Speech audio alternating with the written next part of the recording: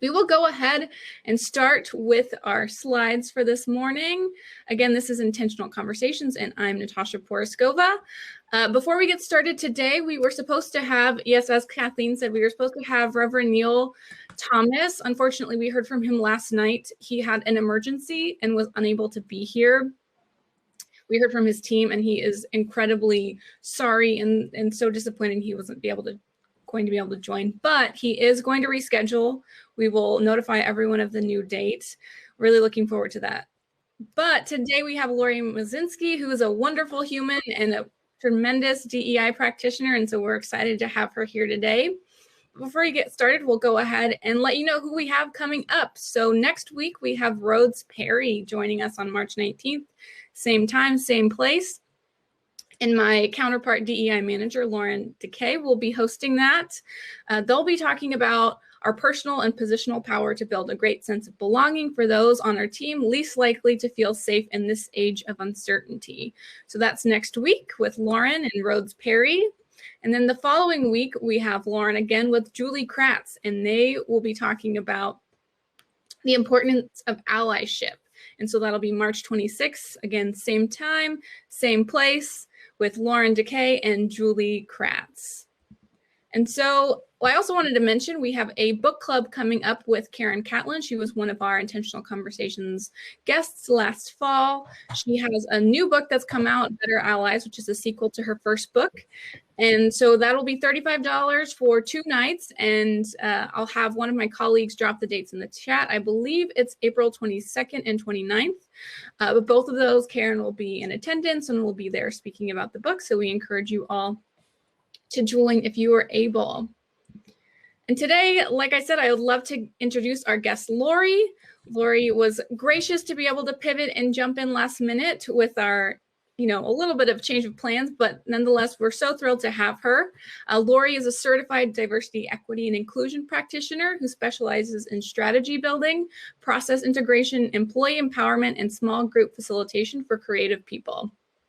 After 11 years of experience in studio leadership, operations, and program management, delivering using user-centered design solutions to Fortune 100 companies, she transitioned into DEI, where she served as the head of global inclusion and diversity for the design consultancy Fjord, before becoming an independent consultant. She now leverages her experience running design businesses, developing people, and DEI expertise to craft inventive diversity and belonging programs that transform culture by integrating into everyday company processes and norms. So with that, I'd love for you all to help me give a warm welcome to Laurie. Laurie, hello, how are you? Hello, hi everybody. Thank you so much for having me. It's great to be here. Yes, and it's lovely to have you here. So I know we heard your bio, what you are, who you are on paper, but I'd love if you could just introduce yourself in your own way now that we've heard your bio, so that this community can know you a little bit better. Yeah, I'm happy to do it. When I hearing my bio out loud, I'm realizing that it sounds like a total mouthful and probably sometimes a little bit confusing. And so I would love to go into it a little bit more, because I don't come from a traditional HR background. My background is in, as you mentioned, user-centered design. And very specifically, for those who aren't familiar with that industry, user-centered design is creating experiences, products, and digital services with the user at the heart. And so many of you might have heard of design thinking. It's sort of made its way into employee experience circles. And, those principles are directly related to design and based in user-centered design. And so my experience is actually in project management and operations, coming up through a various number of product experience and digital design agencies.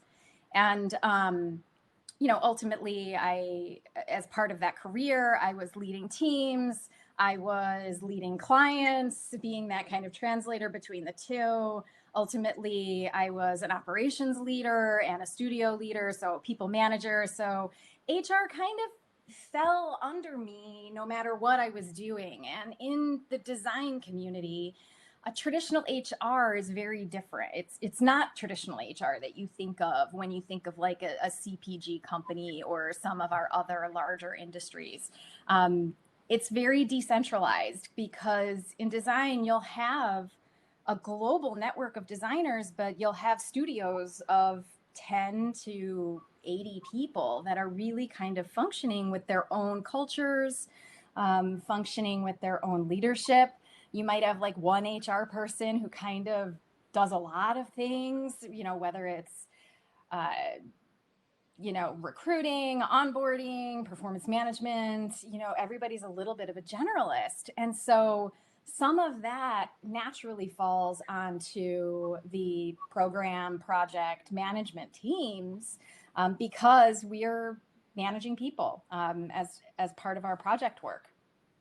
And the other big difference is that in design consulting, your job changes every 12 weeks to a year because your client project changes. And people might be more familiar with traditional consulting models where you'll get put on an account and then you're on that account for years sometimes, or that you become very deep into a particular industry. And so you're like, I'm a technology person and I'm on, this account for 10 years. In design consulting, your specialty is your skill. So you're a visual designer, you're an interaction designer, or a strategist, or so many data designer, project manager. And you don't specialize in individual industries. And so every time you get a new client, you are immersing yourself, not only in the client's needs, but also in the new industry that you're in. So it's a very different model. It's called matrixed resourcing. You're changing teams all the time. You're changing you're changing industries all the time. It can be very chaotic. And so we can talk a little bit more about it, but I wanted to just ground everybody in sort of what my background is, because it's very different than what I think most people are used to when you think of like standard HR and standard corporations. And that was where I came from. And naturally, then I transitioned into DEI because I have such a focus on the people aspect of the job. I certainly did some soul searching to come to the conclusion that I wanted to do something more purposeful with my life, and got a little bit angry about a couple of things. And some ways the best way to resolve that is to make change happen. So a couple of years ago, I transitioned fully into DEI work. And as you mentioned, I was the first global head of diversity and inclusion for Fjord, which is a design agency inside of Accenture. That was a lot of talking. I'm going to stop now. No, it was great. I appreciate you elaborating and helping us understand a little bit more of your background and how you got to where you are now. And I can relate with being a little bit upset and frustrated with processes and procedures and wanting to make the shift into DEI. So we were talking about, your design experience, and I'd love for you to talk through, why is DEI critically important in service organizations, so design, consulting, hospitality, and how is it different from product organizations? Sure. Well, every company, well, at least they should believe, and I think most of them are on board now in recognizing that people are their greatest asset. Without people, companies don't exist. And even if you have a highly automated business, people created that automation at some point and they're still managing it. And so people are critical to every business. But when you think about a services organization, not only are people critical in that way, but they're actually your product. So what comes out of their brains is what you are selling. And whether that is a strategy engagement, a change management engagement, whether it's you're working at a hotel and it's, your demeanor and your personality, or if you're in transportation, but you're on the service side of transportation, you as a human are the product. And so you can imagine how when that is the case, it is even more critical that your employees feel that sense of belonging, feel that they're valued, and that they're able to bring those vast sets of experiences to your company in order to advance innovation. And obviously, we're talking a little bit here about the business case for diversity and inclusion. In a services organization, it's just an absolute no-brainer. You know, the people are your product. And we all know that when people feel that they don't belong, when they don't have emotional or psychological or physical safety, when they don't trust their leadership or each other, your productivity, your innovation, your ability to do excellent work plummets. And so that's going to affect your client output. That those clients are then going to say, I don't know if this company is quite suiting my needs anymore. You know, my competition over there just leapfrogged over me with this great innovation, and we're not getting it out of this company. They're going to leave. They're going to go somewhere where, you know, people are being cared for, so that they really can do that amazing work. So that's why it's really super important in services organizations to get DEI right. Yeah, thank you for sharing that. And so in your experience, when it comes to the business case, what's the necessity of understanding having DEI for a business case and also the moral imperative, bringing the two together, knowing it's not just because it's important because everyone's saying to do it, but also because it's the moral right thing to do. So talk a little bit about the business case. Yeah. So, I mean, the business case, my guess is most of us are practitioners on the call, or at least we very much care about DEI. So we're already bought into the business case of innovation and, you know, greater productivity, increased sales. You know, you're seeing stock portfolios that have minority and women led, and I use minority in the definition that the government uses, not in the regular terminology, but underrepresented folks who are on boards and run companies. These companies are skyrocketing over and past other companies in terms of their revenue and their productivity. So, you know, the business case is there.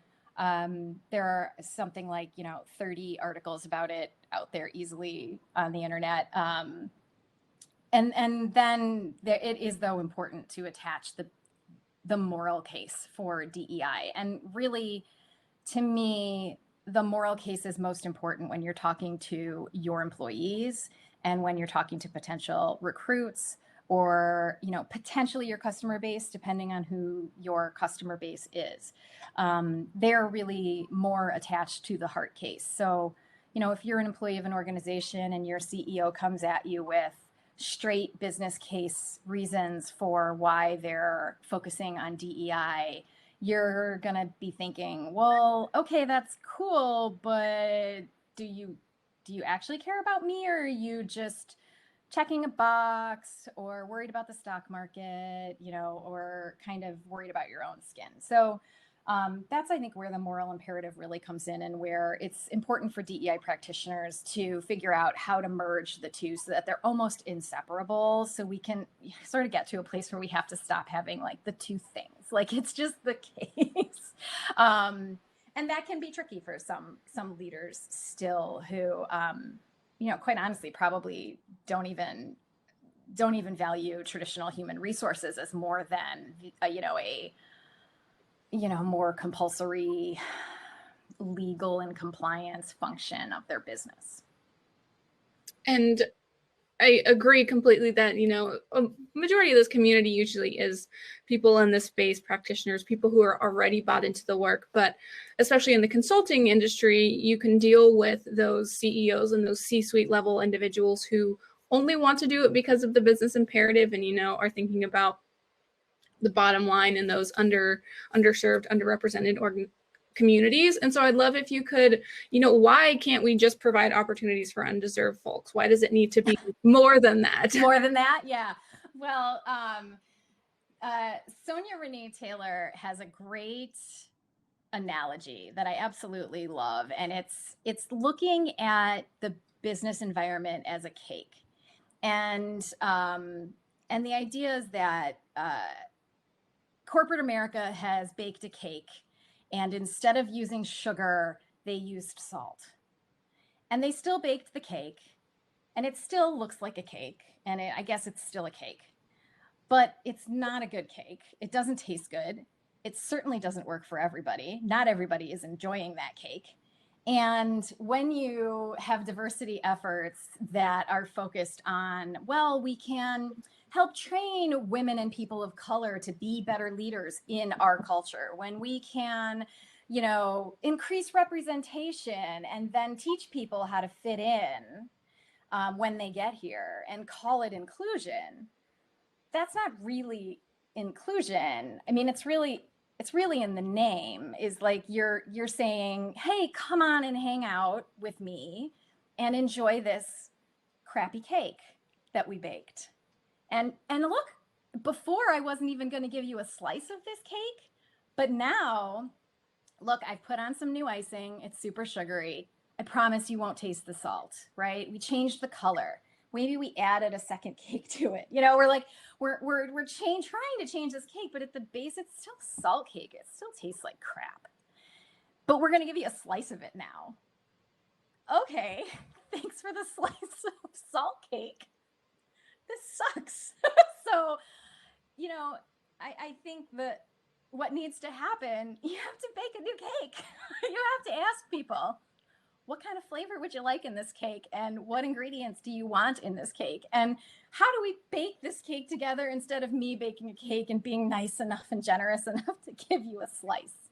And so I really love that analogy because it really gets to the heart of why you can't just target underrepresented groups of people to help them succeed in a culture that sucks and is broken from the top down, in which everybody, regardless of ability, race, sexual orientation, it doesn't matter. You are perpetuating that system because you are living in the system. And so it's so important to understand, okay, we do need to do those things from the bottom up. We do need to help people succeed and give them access to opportunities and sponsorship and mentorship and train. All that stuff absolutely needs to continue happening. But also from the top, the culture has to change. It has to.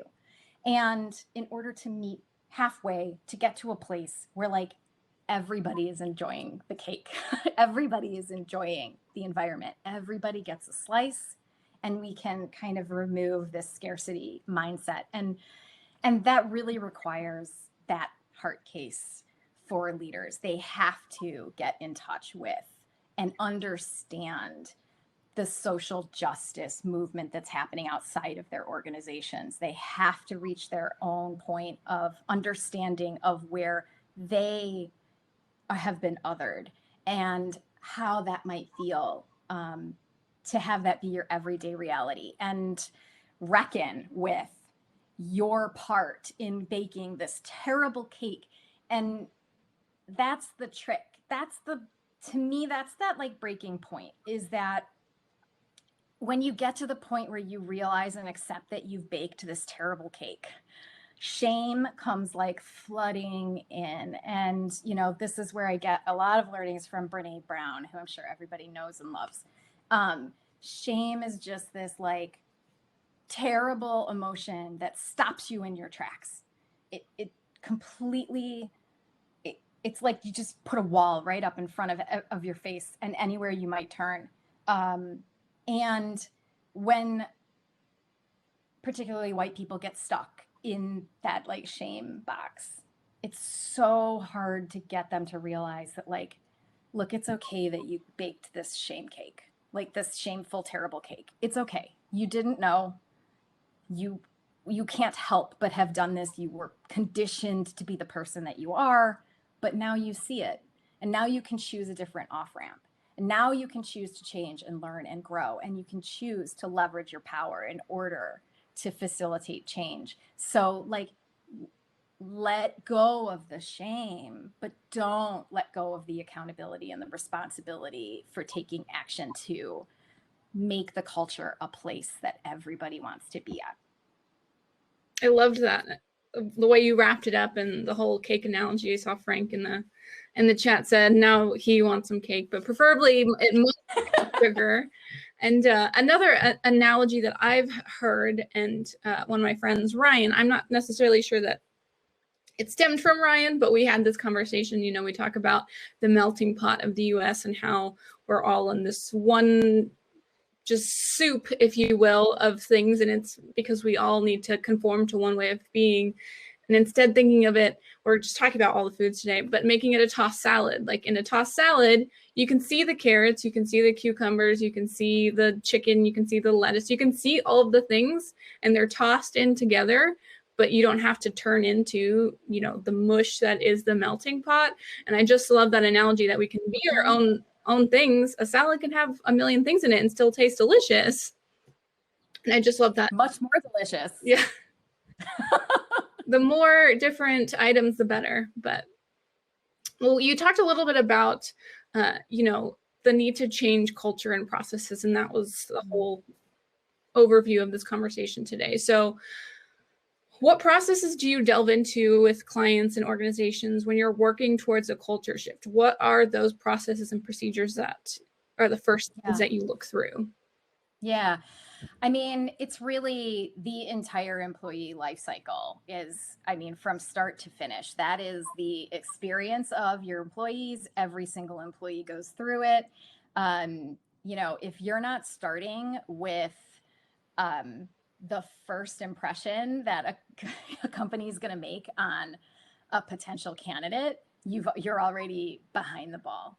And so it's critically important to, you know, and I'll just kind of go through the life cycle a little bit, but you know, it's critically important when you have a recruiting team or a recruiting partner that your recruiters are very clear on your company's stance on DEI, that they can speak to it fluently, that they are comfortable talking about it during, at this point, the first interview, and not waiting for the employee potential recruit to bring it up, but to actually proactively bring it up. And for that first experience to be an important touch point. And on top of it, those recruiters also have to understand the importance of looking at a diverse slate of candidates. They have to have the autonomy and the authority to be able to say to hiring managers who are sometimes a little pushy and want their person right now, recruiters need to have the authority to say, hey, hiring manager, I know you're really excited for this hire. I know that the turnaround is really fast. We've only looked at 3 white people for this role, and that's not enough. You do not have enough information to make a good decision right now. And I find that a lot of recruiters don't feel that they have the autonomy to make statements like that because hiring managers are so can you know, they're doing the work otherwise that, you know, somebody else should be doing. So they're stressed out. And we all know that when you're stressed out, your ability to react is lessened, your ability to stop and think is lessened, you're more biased, all of those processes come into place. So it's critically important for recruiters as part of their process to have it written from management that says, this recruiter has the right to tell you have not seen enough people. This recruiter has the ability to bring in a diverse slate of people. And so the company also has to be behind the recruiting strategy. Where are we recruiting? Who are we looking at? Are our requirements real? Do we really need somebody to have a master's for this role? Do we really need somebody to have a bachelor's for this role? What do we really need? And look at the job descriptions from an impact perspective rather than just a success metrics. Oh, I've done this, I've done this, I've done this, which is kind of new to some companies. You know, people really like a checkbox to be yeah, they have to have all these things. But what is the impact that this person is going to have on the company, whether it's internally, whether it's for, you know, ultimately the product or service? Because then you can start to be oh, maybe a bachelor's degree isn't as important as strategic problem solving. And can I look at how do I get people to talk about their strategic problem solving instead of just saying I have a bachelor's in something? And that's all process stuff, right?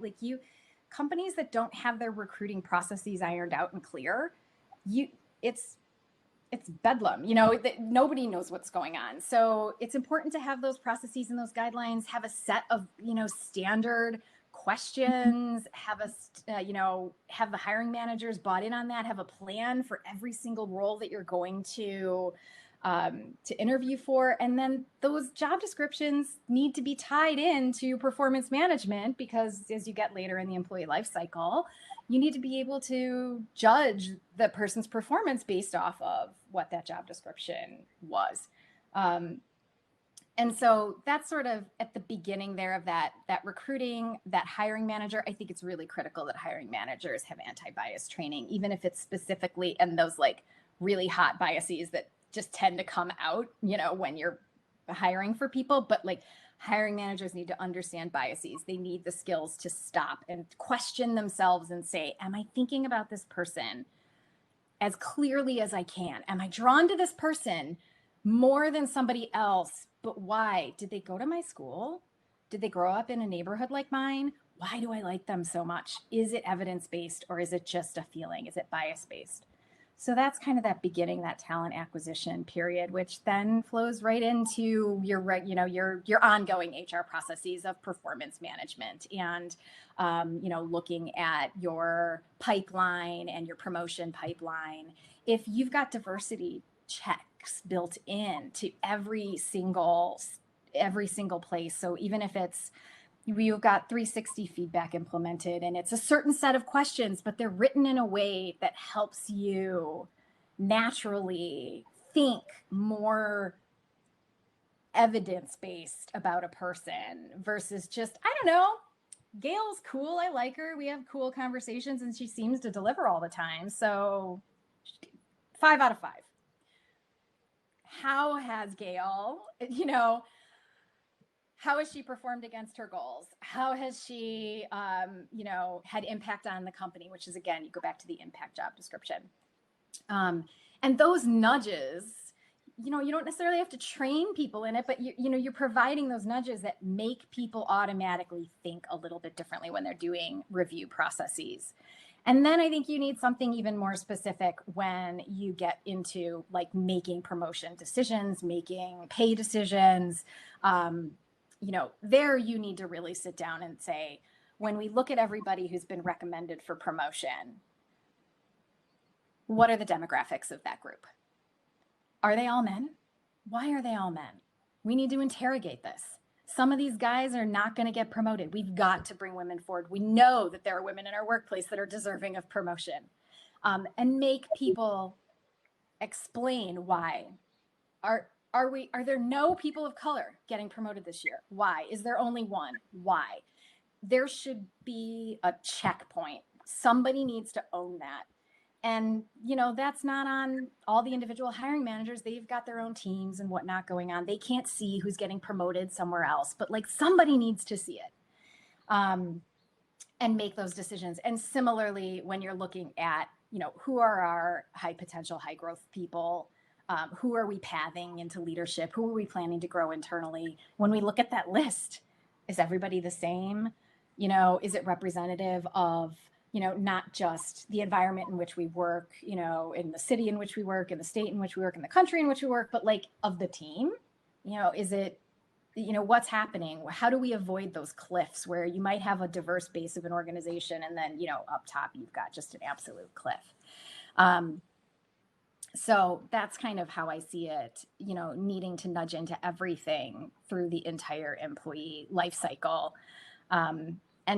And also for services industries, particularly, resource management is also a really critical place to think about this. When you have matrixed resourcing models where people are not just hired, like I'm a marketing manager level 2 and I work on this product and I work on that until I get a different job, or I get a promotion. In matrix resourcing models, people are moving around all the time. And so keeping track of people's performance goals and their growth goals gets really, really challenging. And so if that isn't built into the resource management model, so that whoever is doing your resourcing not only is trying to say, oh, we need, you know, an interaction designer over here for this project, and this interaction designer is free.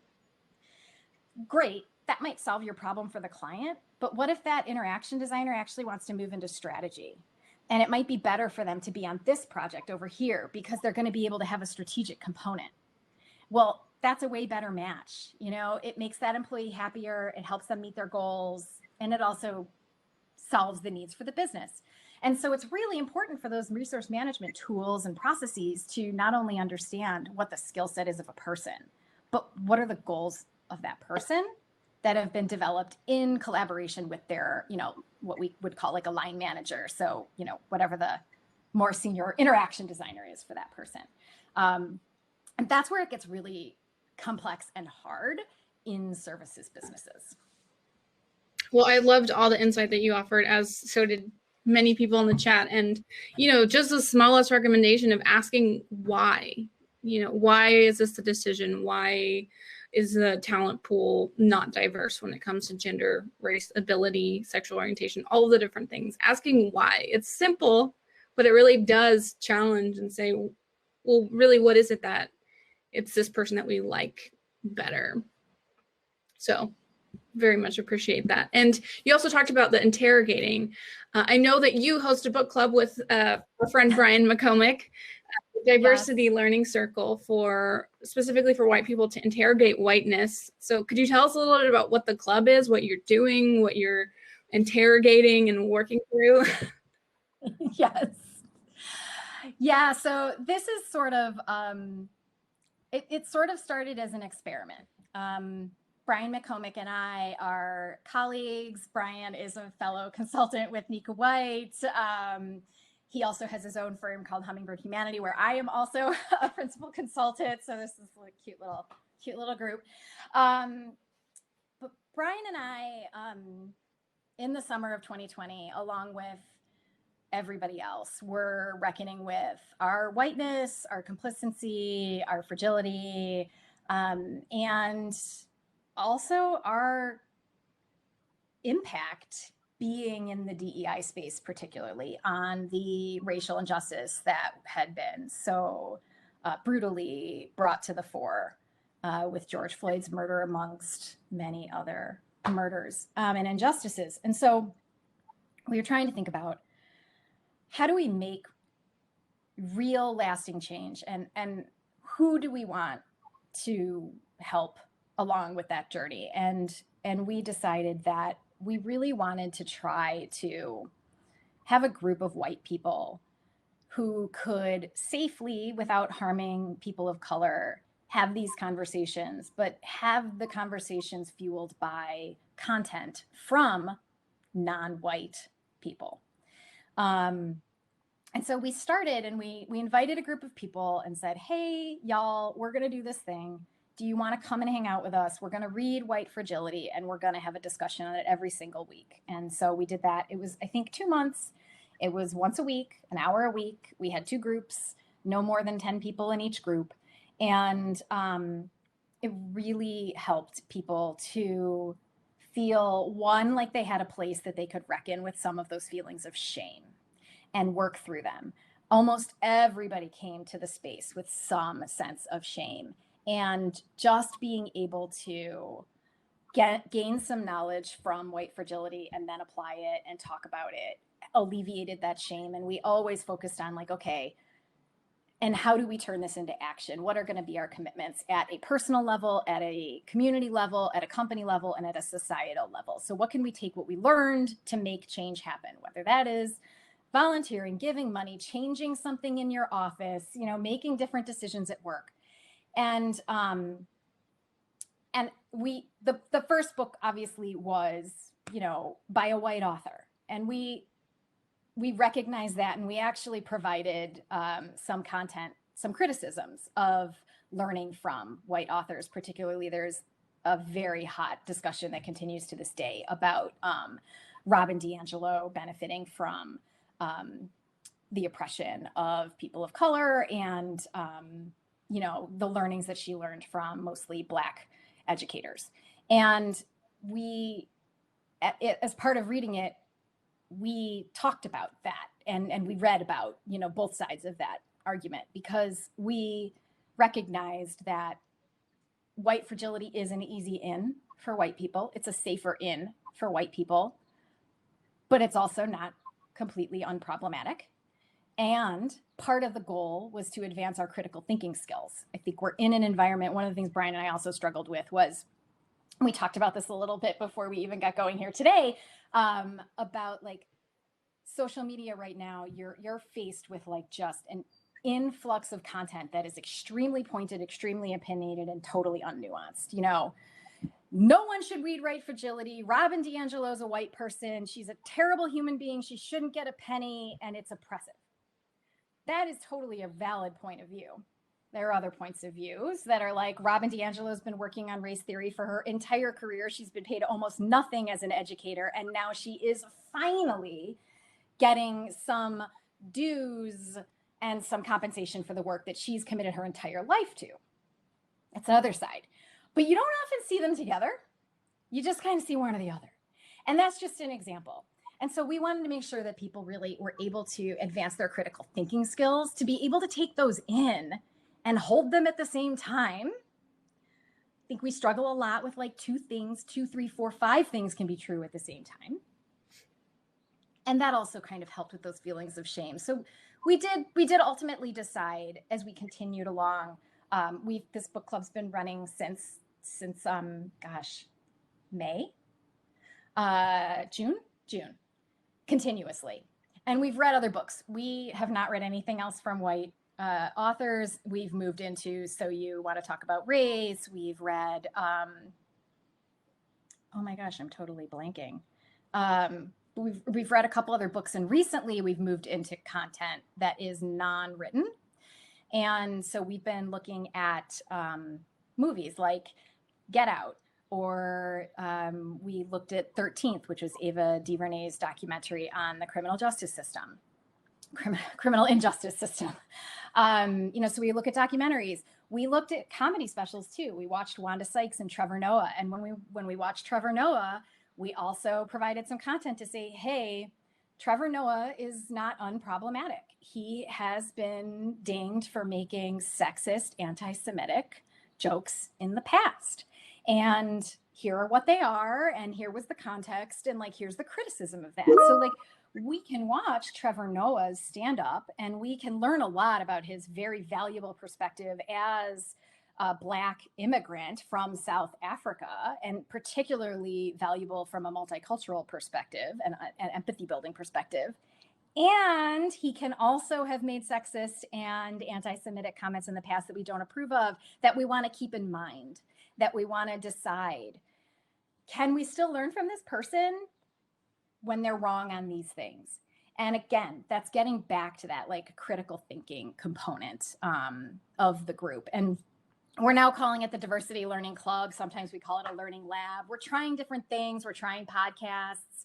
But what we've really found was that this more heart-centered vehicles, whether it's storytelling through writing or through audio or through video, it gets at you so much more deeply than a set of facts that you might read from a book. Those are great, and you need to have them too. Right? Data matters, and like those experiences that are told through that data matters. But it's so much more interesting to look at it through the lens of the experience. It builds so much empathy, and particularly with visual media. I mean, we walked away most weeks like coming into our discussions almost in tears because we're so moved from what we know. I mean, this is why we love movies, because they move us in a way that the written word does not. And it's current modern content. It's the things that people are making these movies because they are relevant right now. And it's a way to really stay current and modern in the space. That's wonderful. And Rachel mentioned separating the message from the person. And I agree. It's important to say, these are the things that, specifically you were talking about Trevor Noah, that we cannot agree with, but here are some things that we can learn despite some of the truth there. Right. And we have got a number of questions in the chat. So I'm going to go ahead and get to some of them. This first question comes from Sarah. Hello, Sarah. How are you? The question is, a CNBC poll says that over 80% of millennials would take a pay cut to work for a company whose mission and values align with their own. Can you comment on the place of hiring millennials who want a value match in the business case? And does this knowledge tempt businesses to create a DEI story and then pay millennials less?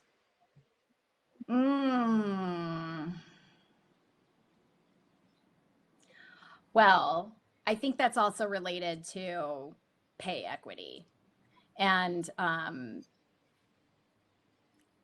this is such a good question, because I think it also ties into like what's going to be the outcome of the pandemic as people start to move into different places, and as companies have realized that, well, I'm located in New York, but maybe I can hire a person who's sitting in Greenville who has a much lower cost of living, or is living in the upstate New York instead of New York City, and can I pay that person less because they're not located in New York with the cost of living? But then how is that fair to the other people living in New York who are doing the same job, who are earning more money because they live in a more expensive place? Like, I'm so curious to see how this all kind of nets out. And I hope that it ends up with a net benefit of normalizing pay transparency, where people will, say, this is the salary for this position, regardless of your experience, regardless of your past salary history, which is illegal, I think, in all states, or at least most states, to ask about. But it is also related to like what's going to happen in cities and with real estate and with businesses, because in order for that to work, the cost of living does have to start to come down in some of these areas like New York and LA and San Francisco, and even now Seattle and Chicago and Atlanta. Has to kind of all shift at the same time. So I think it's moving. I think that if companies start to attempt to tap into millennial talent, or any talent that is motivated by purpose, that is willing to take a pay cut, that would probably end up being pretty illegal. And I think that there are going to become more outlets for those folks to be employed elsewhere. So more and more companies are creating foundations. They're expanding their social good arms and their corporate social good departments. You have companies that are focused on, you have the Bill and Melinda Gates Foundation, you have Purpose PBC, you've got all of these companies that are doing purpose-based work. All of the charities, the ACLU and the NAACP, there are so many outlets for people who are purpose-driven to kind of accept that they're going to be paid less and get to do the work that they really, really love. Particularly, political organizations too. Like, there's so much. I think that if a millennial is wanting to work at a company that traditionally has a higher salary and they're truly purpose driven, they're probably going to gravitate more towards those other companies anyway. And I feel like I'm rambling because this went to such a yeah, it's a difficult question. Talk about like, this is why I do strategy in DEI, is because it's the systems thinking of like digging into like all of the knock-on effects of what could possibly happen. And we don't know the answers to so many things. We can only guesstimate, but I would think that any company who wants to try to attract people who are purpose driven, they're going to have their moral business case very strongly aligned, and they're going to have a record of it. I don't think any companies that have been not doing enough DEI and suddenly put together, some great purpose-driven case are going to be attracting millennials. They're just too smart for that. You've got to be REI, Patagonia, Ben & Jerry's. You've got to be a company that's like been doing it for years. And hopefully some of these for-profit companies are learning from those examples, which I kind of call like best practices plus, and start changing so that maybe in the future they can start attracting that kind of talent. But I think there's a lot of options for people who are purpose driven. They don't have to go to companies that don't care. I agree. And especially even with Gen Y, they're even more adamant about, they're up and coming in the workforce. there aren't too many of them yet, but there will be soon, and they're even more adamant about where are the receipts to show that you've been doing this work. Well, it also ties into the gig economy to add like another layer to it of the proliferation of the gig economy that was already happening before COVID and has just expanded. And such a great example of this is in the advertising industry, which is just absolutely in flames right now from a DEI perspective. But Black creatives, there's an Instagram called Where Are All the Black Designers? They aren't employed by companies because after years of being marginalized and tokenized, they just said, I'm out. I can go be a consultant on my own and a freelancer and get paid and not have to be treated like a second-class citizen by my employers. And so advertising is having an enormously difficult time attracting Black talent in particular because of that reputation. And so it all moved into the gig economy. And so now they're paying more for the talent that wanted to be in-house 20 years ago that just gave up. And they got a long way to go. Yeah, gig economy, especially now in the age of COVID. Totally. But moving on to our next question from Kristen, she says, can Laurie speak to inherent bias and performance evaluations? Yes. I saw that one coming and I was like, I've got to pull up. I have a document that I created that has all of these biases in it.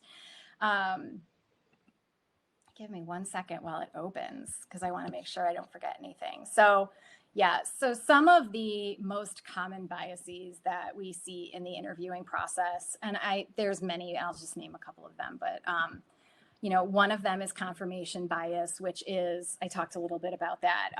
If you have previous beliefs about somebody, whether that comes from having, the same point of view or coming from the same background, you ignore things that are to the contrary of that. And so you're able to kind of overlook maybe people that might not be a right fit because of something else they've done. It could also be like, oh, they were super good at this. This happens in performance management too. They were super good at this. They're totally failing over here, but we don't see that because we saw the super good thing over here that suits our needs more closely.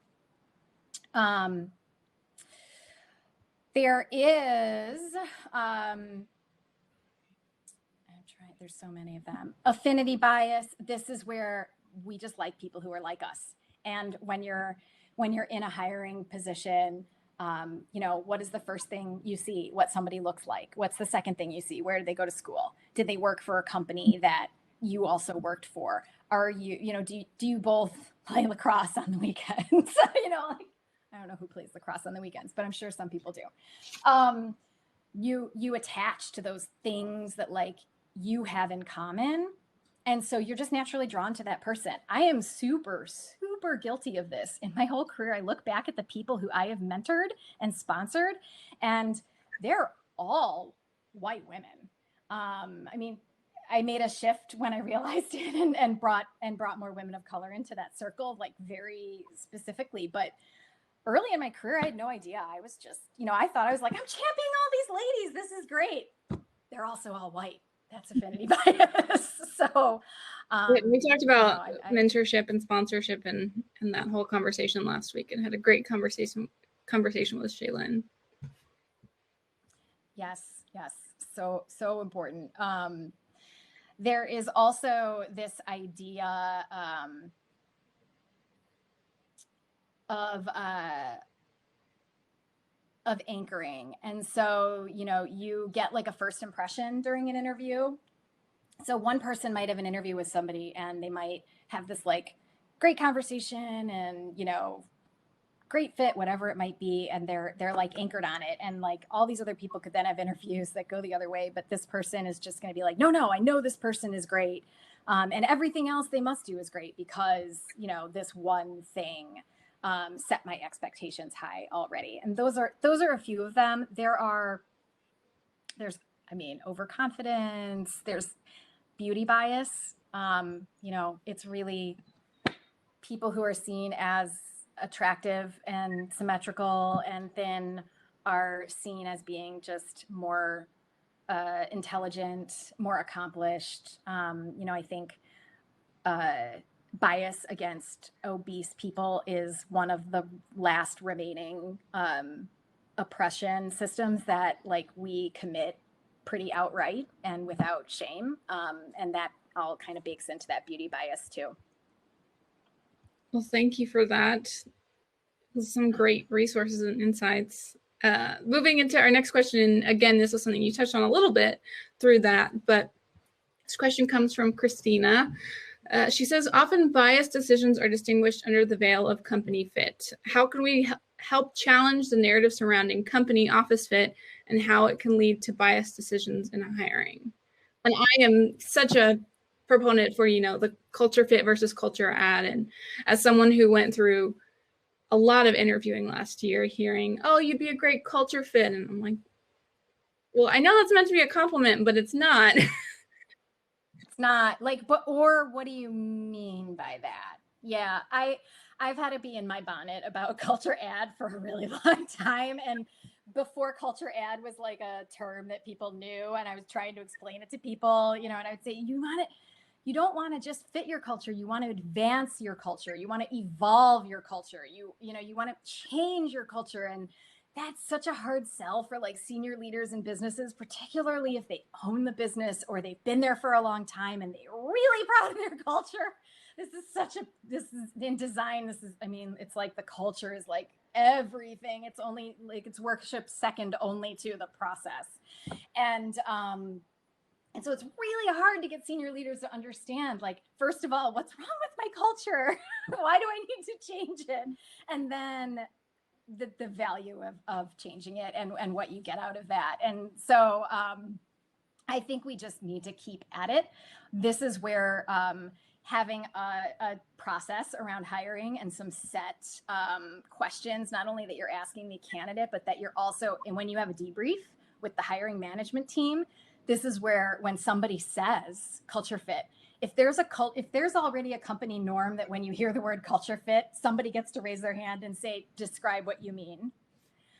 Basically, nobody should be able to get away with saying culture fit anymore and walk away from the conversation. If you say this person is a culture fit, you need to explain what you mean by that. And if you can't, you need to accept the challenge that maybe you're succumbing to a bias, and that's okay. That's why you have a team of people with you. This is why we don't make hiring decisions based on one person. It's also kind of gets back to that shame, but having those processes in place that say it is normal for us to challenge each other when we have these discussions, and it is normal for us when we hear some red flag to say, you need to explain that more, because maybe what they're translating is like, this is a fast moving corporation with a ton of ambiguity, and people need to be able to move fast, think on their feet, be highly strategic, roll with the punches, fill in for a webcast last minute.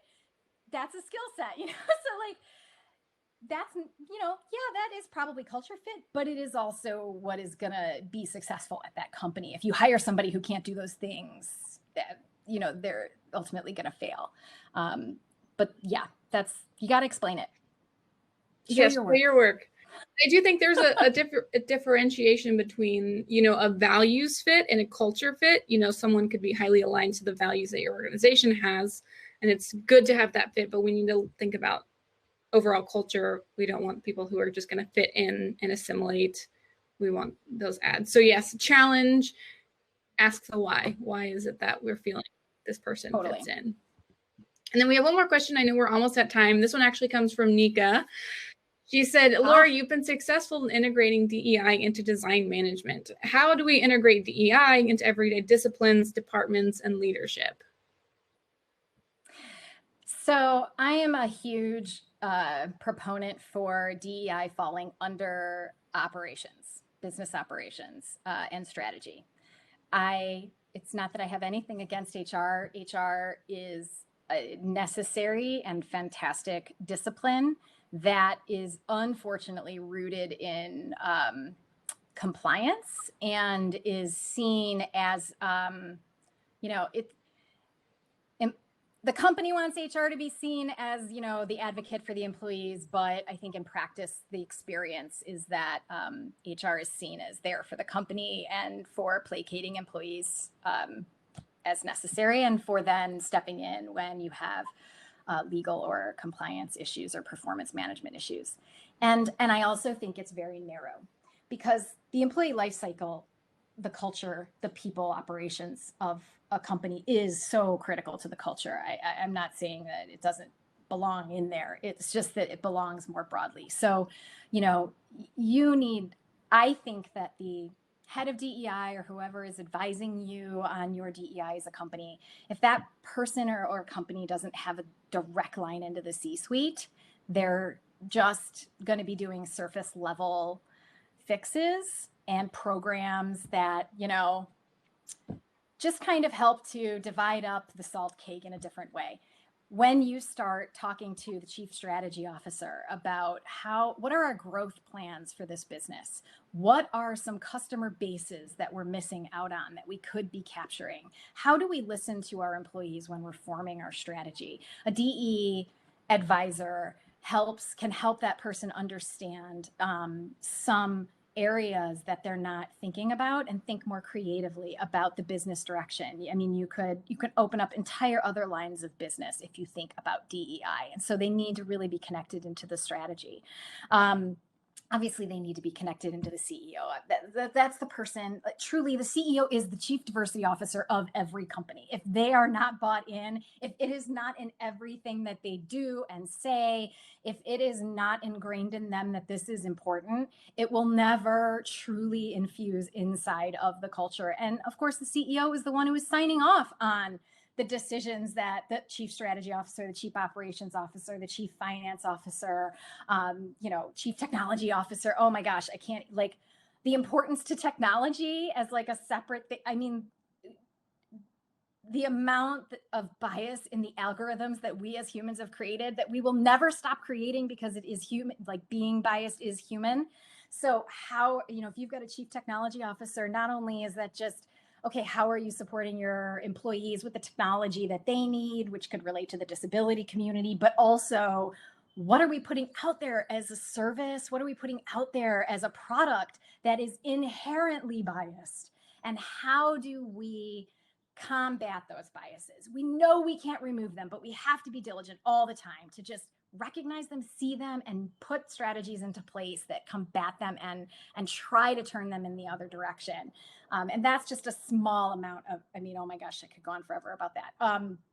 And we only have 2 minutes. So that's where I think it's important that it has to be at that C-suite and taken into consideration across the entire business. And I love the way you framed that. The CEO needs to be the chief diversity officer in a sense, it needs to be tied into the job position.